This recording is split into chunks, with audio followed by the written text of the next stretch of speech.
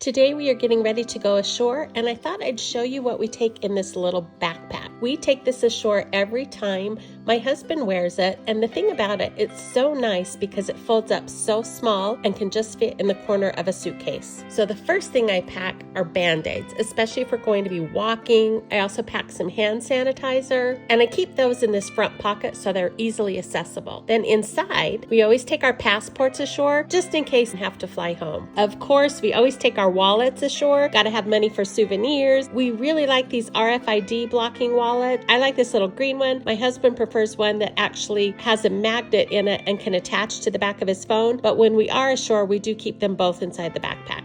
We pack some bug spray, a water bottle, and then in this little bag, if we're going to be spending any time at the beach, we pack these to hold our cell phones. These make your cell phones waterproof. You can film above water or underwater, and these bags will keep your phones completely protected from the water. Just start filming above water and then lower it below the water. If you start filming underwater, it makes it kind of distorted. I also pack these clips to hold our towels in place on beach chairs. Of course, we take sunscreen. I like the spray, my husband likes the cream, sunglasses, our cruise card, eyeglasses, and then whatever excursion tickets that we're going to need, along with medications, Kleenex, and sunscreen for my lips. I also always pack a hat no matter where we're going ashore. In the comments, let me know what you take ashore. Thanks for watching.